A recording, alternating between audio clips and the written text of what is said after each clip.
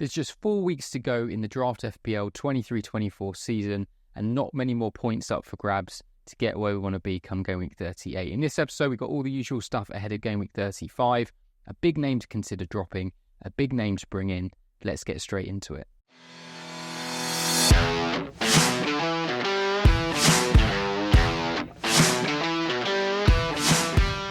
Welcome back to the Draft FC podcast, the podcast website and YouTube channel dedicated to all things official Draft FPL.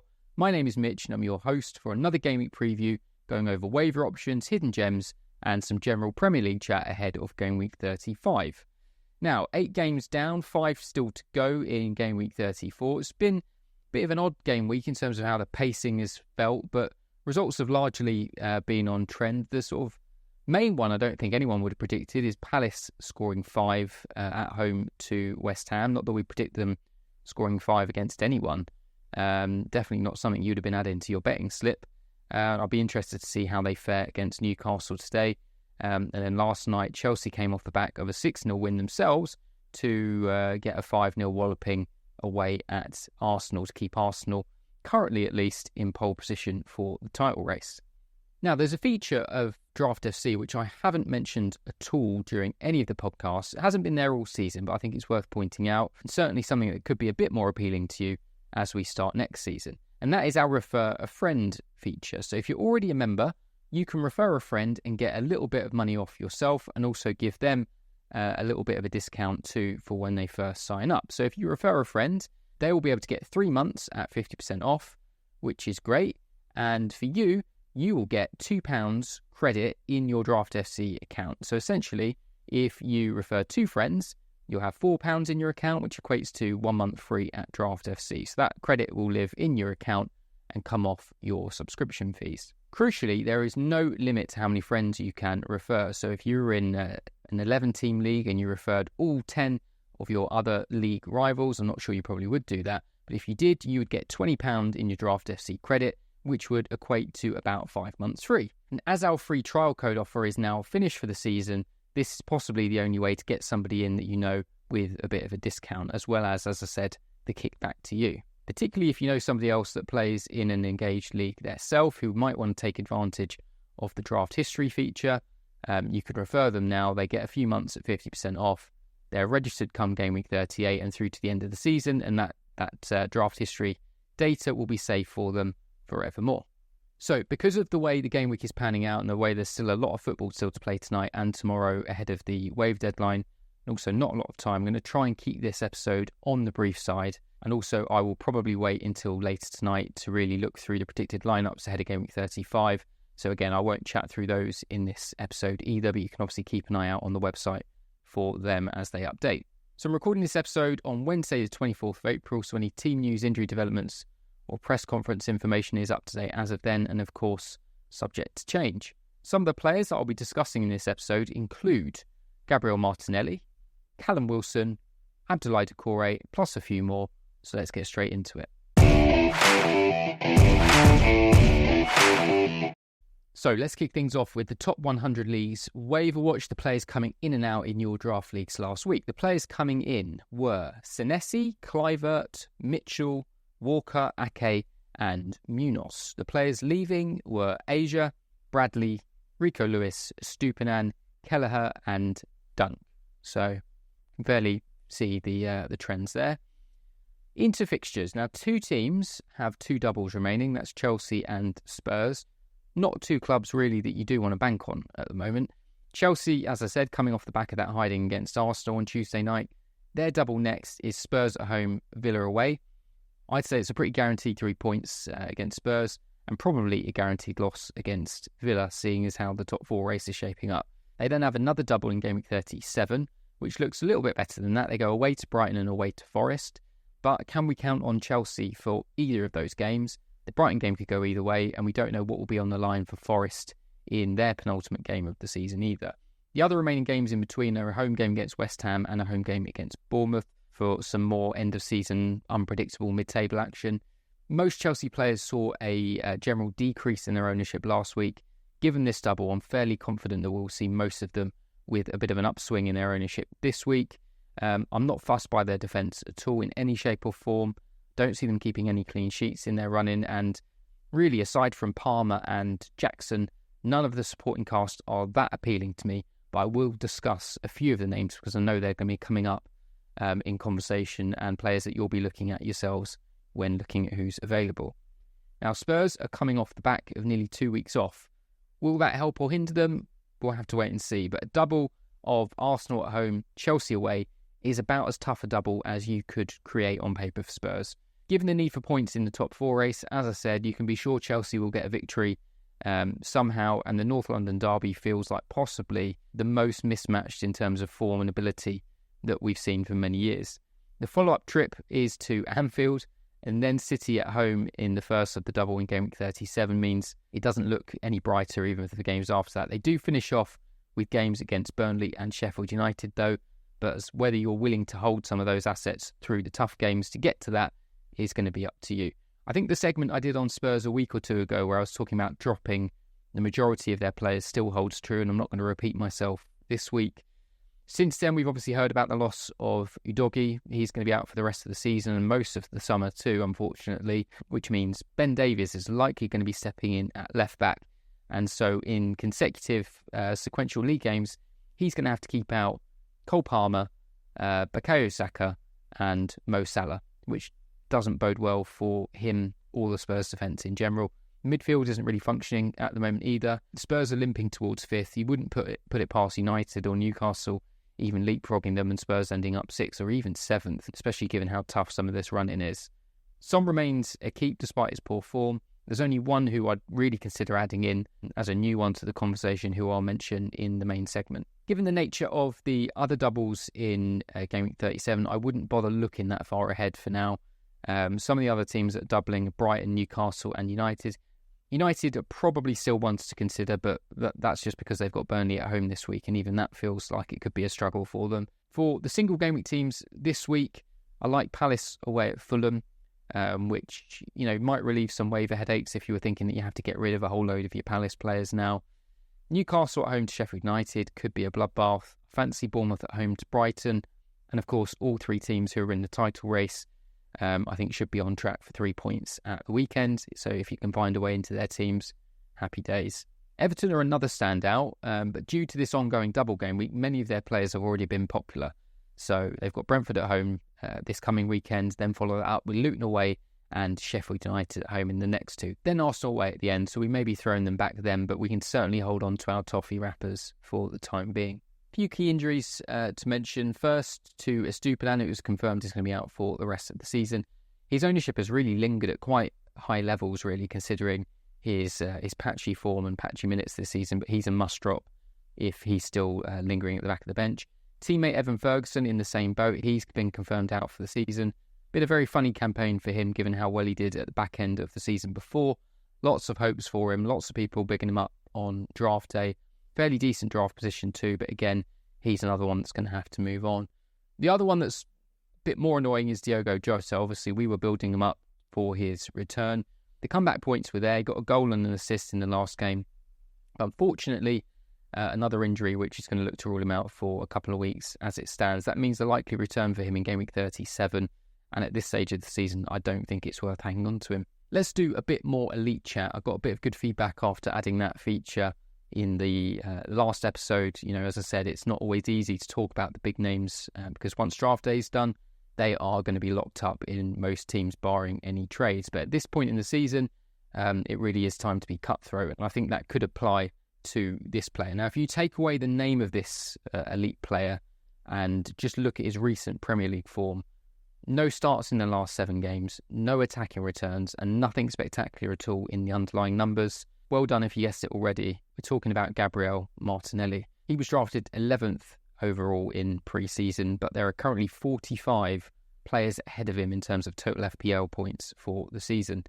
Notably, Trossard, whose form has meant he's usurped Martinelli on that left wing spot, has just crept ahead of him in terms of overall FPL points as well, and total attacking returns for the season. On paper, Arsenal have 2 fairly comfortable home games in their final 4 with away trips to Spurs and United, which also I don't think should be too much hassle for them.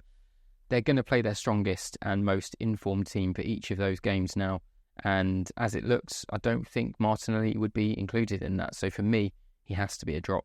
So let's get into the main picks. And we're going to start with the Manchester City defence. And as I've said many times before, mentioning people on the pod does not equal an endorsement. Often I'm just discussing some players who I know have been popular and I know lots of people are talking about.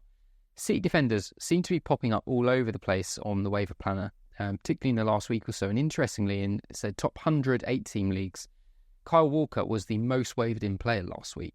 Now, we all love a shiny, title-contending defender, and Walker on the pitch has definitely continued to pass the eye test. He's looked like an absolute Rolls Royce this season.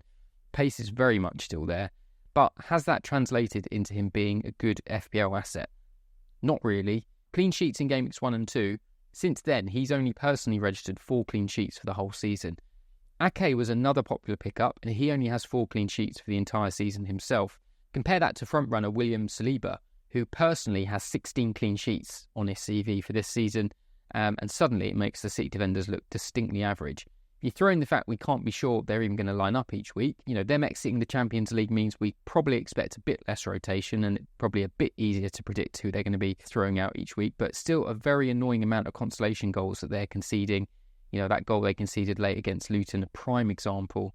Stones is another one who seems popular, but his perceived attacking prowess is not there. He's only translated into 1 attacking return in the league all season, added with the fact his legs are made of Weetabix, which for any viewers outside the UK who don't know what Weetabix is, it's a very fragile breakfast cereal. So yeah, generally the City defenders do not appeal to me at all, and I would happily if there are other players in your draft leagues who are looking to bring them in, you are going to be at an advantage. Let them take the City defenders with their sort of priority waiver picks and get some better players yourself.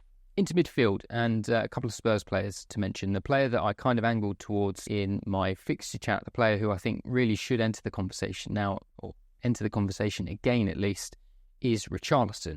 Now, between game week 16 and 25, he scored 9 goals at virtually a goal a game. We've seen a few minutes in the last few weeks, but it sounds like this little mini break for Spurs is what was going to allow him to really get back to 100% fitness. If you've watched any Spurs in the last couple of months, it doesn't take a lot. You can only watch it for 10 minutes and you can see how much he has been missed in terms of his hold-up play, his pressing, and obviously his finishing too, where he had that purple patch. If he is truly back fit, and it sounds like he will be, I can see him starting at least 4 of the last 6, could even be 5 of the last 6. I think all 6 might be a bit of a push, and he is a gamble that I would consider making this week. Certainly over the likes of Timo Werner, whose ownership has been rightly creeping up, but I think for this run-in and for these hard games, he is one of the players that I would really want. Now, brings me on to his teammate, Brennan Johnson, who is no stranger to the pod and no stranger, no doubt, to your draft teams. He's become one of Spurs' most consistent performers in the latter half of the season. He hasn't tended to get many returns in the big games, it has to be said. He's got 1 assist away at City in Game Week 14. Otherwise, the majority of his stuff has come at very much lesser teams.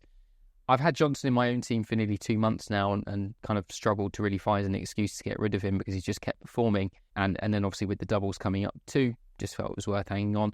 I foresee a couple of rests amongst the remaining games, but otherwise I think his minutes are reasonably safe. Would be thoroughly unsurprised though if he just collects sort of 1s and 2s, FPL points that is, against the likes of Arsenal, Chelsea, Liverpool and City. So don't expect massive performances from him. To say the reason why I'm kind of leaning, or would rather have Richarlison over Johnson, is because I feel in those big games where things are tight, I would expect Richarlison to come away with an attacking return over Johnson. Obviously, it still boils down to whether Richarlison's actually on the pitch. So Johnson, definitely the safer one to play, but if Richarlison is back fit and starts, definitely would rather have Richarlison. For Chelsea, as I said, the defenders don't appeal to me, the goalkeeper doesn't appeal to me, the midfielders don't appeal to me. Palmer's going to be picked up. Jackson's going to be picked up. So then we're looking at that little clutch of other attacking players around him. Mudryk, Madeki, Sterling. Some people have even thrown Enzo Fernandez into that mix, but he doesn't appeal to me. I'll say right off the bat, not Sterling. Doesn't appeal to me whatsoever. There are plenty of Mudryks and Madekis in waiver piles. I think if it were up to me, they would stay exactly where they are. Madeki has the most solid recent form in terms of starts and attacking returns, so if you had to pick one, he would be the one that I would look at. Mudryk, again, his performances have maybe looked a little better than Mudeki's recently. A couple of attacking returns in recent weeks, but his minutes have been a bit more up and down. So, they're very much just an excuse to try and get away into the double game week. But I think there are tons of players on a single game week that if you ask me to compare, I'd probably say I'd rather have them over these Chelsea guys. Then finally, a really good striker option to consider, and that's Callum Wilson for Newcastle. Very positive comments about his fitness and progress this week, coming off the back of a chest injury, which means he should have been able to maintain a decent level of cardiovascular fitness through the rehab process. And it sounds like we could see him in some capacity this weekend, just in time probably for Isak to pick up his obligatory injury. They seem to just tag team in and out of the physio room. Newcastle's fixtures are good. They still have enough injury problems elsewhere, but there are definitely some high-scoring games on paper for them. Starting with Sheffield United at home this week, as I said, that could be a bloodbath. And the sort of game where even if I knew Wilson was going to get 20 minutes off the bench, I would probably start him over the majority of players in my squad at the moment. Ownership fell off an absolute cliff edge when he picked up that pectoral injury. And if memory serves, I think there were some reports at the time that suggested he could have been done for the season. So it's probably fair enough that a lot of managers dropped him back into the waivers. Most of the season, his ownership has been at 99.9%. So essentially, he's been universally owned. And in 10-team leagues, that has gone as low as 39% in Gameweek 33. It's gone up a little bit. Ownership currently stands at 41%. That's still a staggering amount of availability for a player of his calibre. He's basically available in over half of 10-team leagues, and I think he should be an absolute no-brainer first waiver priority pick if you're in a league where he's available. A couple of hidden gems. Again, we've mentioned these guys recently. Maguire's ownership's at 8%. Hopefully he didn't use up his goal credit in the FA Cup game against Coventry. Guaranteed to start, remains a set-piece threat, but obviously the threat of a clean sheet doesn't seem very threatening at the moment. And the other one who's still in hidden gem territory is Dwight McNeil, a 10-pointer in their 2-0 win over Nottingham Forest. I've already discussed the fixtures for Everton, and he remains a very safe pair of hands for the upcoming game weeks. Now, on to the most hidden gem pick. So this is a player who's owned in less than 10% of 16-team leagues. I had a few options, actually. Maguire himself could have very much been in most hidden gem pick territory. His ownership is less than 10% in 16-team leagues. The other one I looked at was David Fofana. But the player, and again, a player I was very surprised to see in the most hidden gem category, is Abdoulaye Doucouré, who I mentioned him on the pod last week. And if I knew he was this low owned in 16-team leagues, he very much could have been the most hidden gem pick for that week. And I told you in that one that there wasn't really much to point at him other than a hope of him regaining his early season form.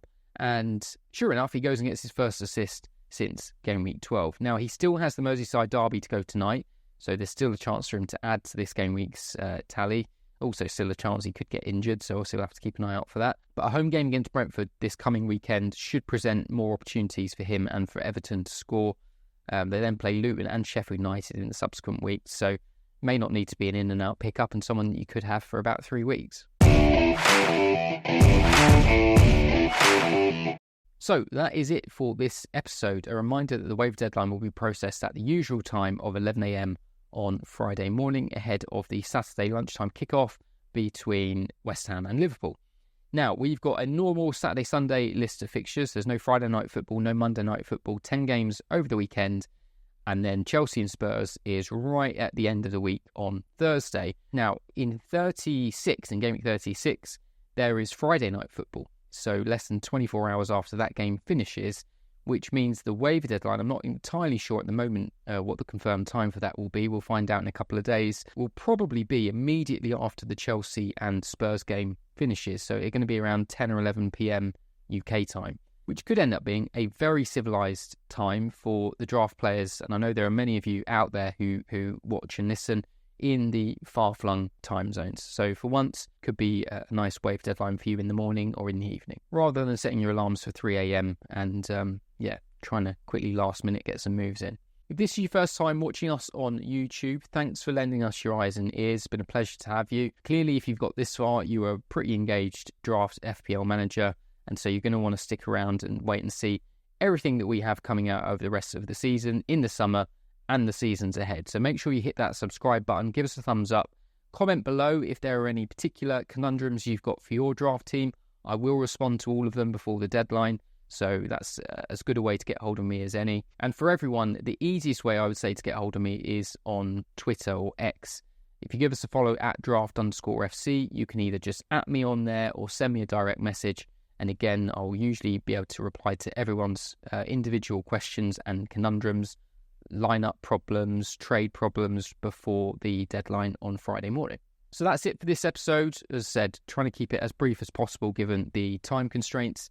Still a lot of football to go. Keep an eye on the predicted lineups page sort of tonight, tomorrow. By Thursday, they should all be nicely updated with my view to how people will line up for the weekend. Best of luck for the waivers. Best of luck for your head-to-head matchups. Hope you get as many points as you can. Not long left to claw those points in. And until next time, stay sure.